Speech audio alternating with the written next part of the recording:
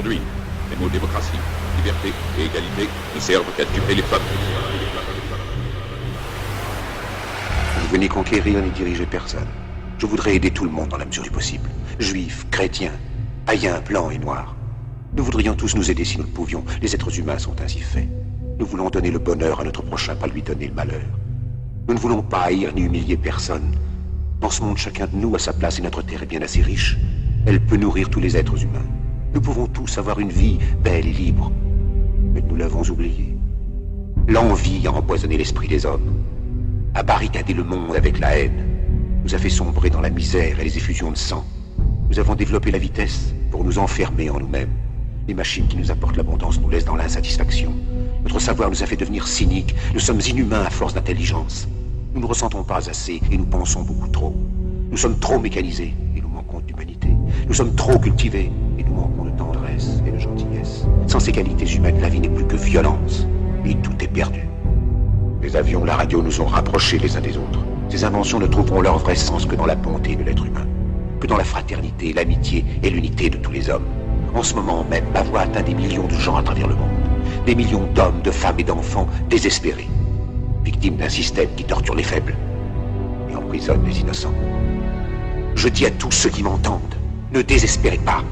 Le malheur qui est sur nous n'est que le produit éphémère de l'avidité, de l'amertume de ceux qui ont peur des progrès qu'accomplit l'humanité. Mais la haine finira par disparaître, et les dictateurs mourront, et le pouvoir qu'ils avaient pris au peuple va retourner au peuple. Et tant que les hommes mourront, la liberté ne pourra pas périr. Soldats, ne vous donnez pas à ces brutes, à une minorité qui vous méprise et qui fait de vous des esclaves, en régiment toute votre vie, et qui vous dit ce qu'il faut faire et ce qu'il faut penser, qui vous dirige, vous manœuvre, se sert de vous comme chair à canon, et qui vous traite comme du bétail.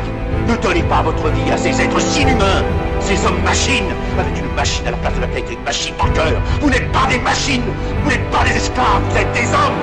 Des hommes avec tout l'amour du monde dans le cœur. Vous n'avez pas de haine, sinon pour ce qui est inhumain, ce qui n'est pas fait d'amour. Soldats, ne vous battez pas pour l'esclavage, mais pour la liberté. Il est écrit dans l'évangile selon saint Luc, le royaume de Dieu est dans l'être humain, pas dans un seul humain, ni dans un groupe humain, mais dans tous les humains, en vous. Vous, le peuple qui avez le pouvoir de créer une machine, le pouvoir de créer le bonheur. Vous, le peuple, en avez le pouvoir de rendre la vie belle et libre, le pouvoir de faire de cette vie une merveilleuse aventure. Alors au nom même de la démocratie, utilisons ce pouvoir. Il faut tous nous unir.